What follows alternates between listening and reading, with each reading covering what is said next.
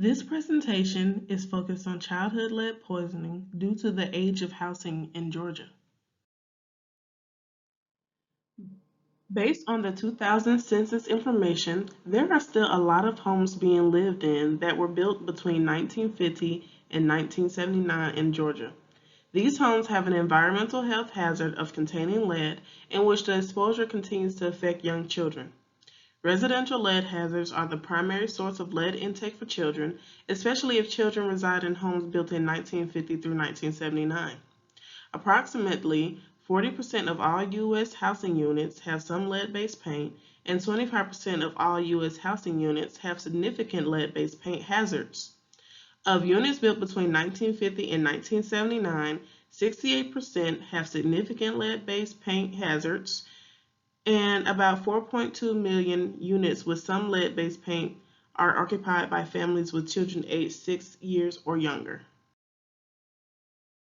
As we know, children that are exposed to lead have harmful effects to their growing bodies because they are still developing. Behaviors like putting hands and objects in their mouths leave infants and small children at an increased risk to lead exposure.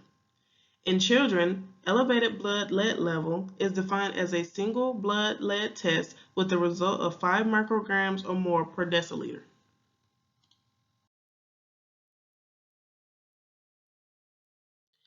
Exposure to lead in children has very harmful effects.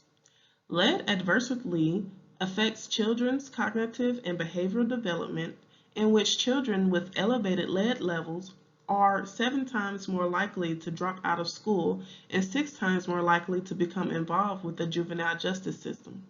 Research suggests that children lose 2 IQ points for each 10 micrograms per deciliter increase in blood lead level and are more susceptible to a host of behavioral problems including ADHD, ADD, and aggression at lower lead levels, and reduced motor control, coma, and death at higher lead levels. To gather research on the environmental exposure on lead and the effects it has on children, the Center for Disease Control's National Environmental Public Health Tracking Network tool was used to conduct research on the environmental exposure of lead.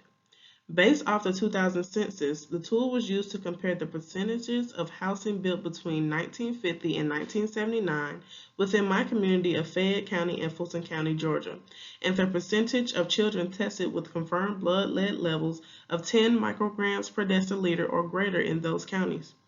This tool was also used to compare the percentage of people living in poverty in Fayette County and Fulton County and the percentage of African Americans living in those counties to investigate early childhood lead exposure based on socioeconomic status and race/ethnicity in Fayette and Fulton County.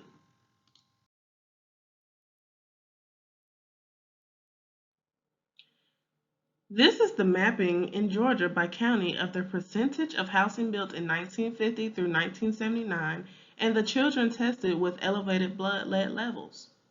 This map compares Fayette and Fulton County, Georgia's percentage of housing built in 1950 through 1979 compared to the percentage of children tested with elevated blood lead levels in these counties.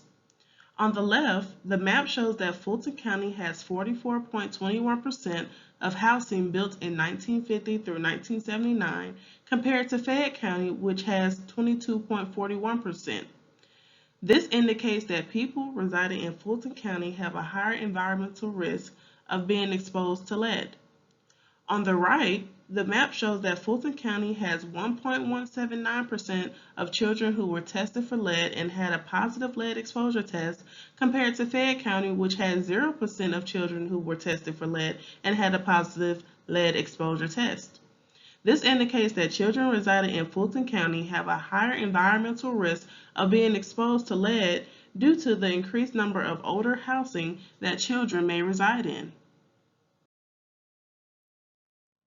This is the mapping in Georgia by county of the percentage of people living in poverty in Fayette and Fulton County, Georgia, compared to the percentage of African Americans living in Fayette and Fulton County.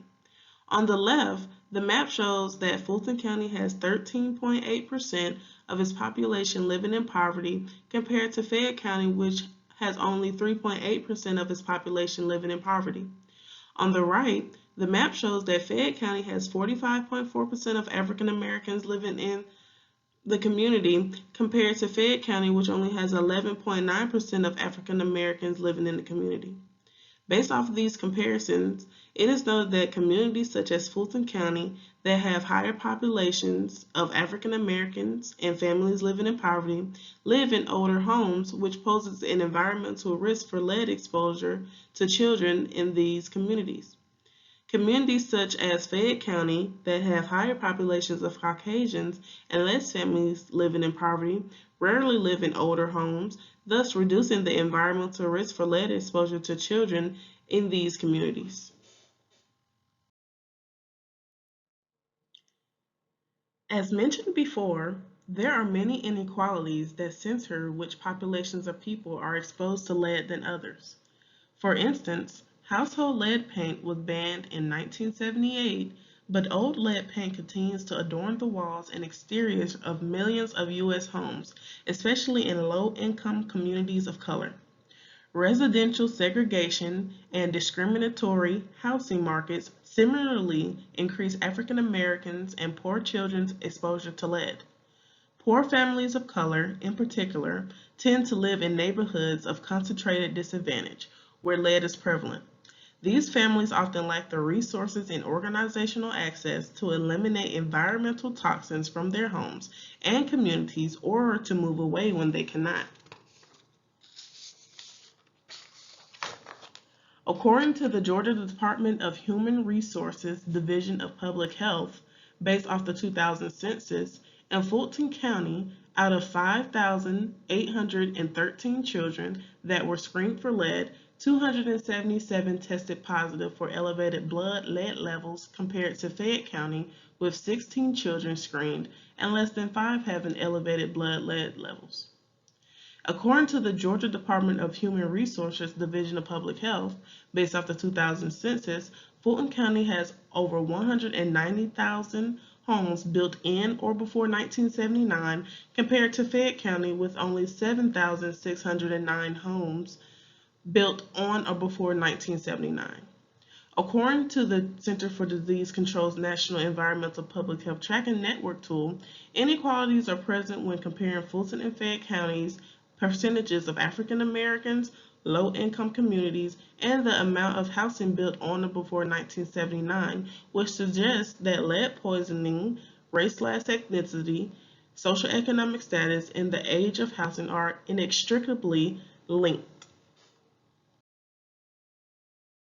To reduce the inequalities that some populations face with lead exposure, some actions can be taken to mitigate those inequalities. For instance, sociologists devoting more attention to documenting how housing as a source of inequality sustains inequality in exposure to lead in low-income and African American communities could help reduce the inequalities in lead exposure.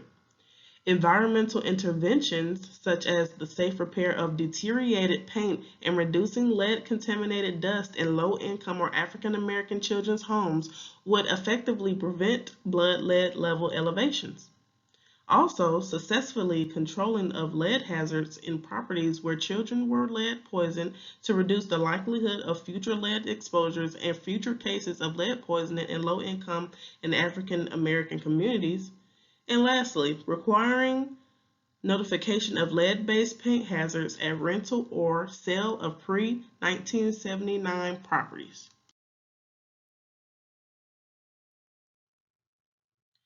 Here is a plethora of resources and references used for this presentation to document the inequalities that some populations receive in lead exposure. Thank you for watching the presentation, and I hope you enjoyed.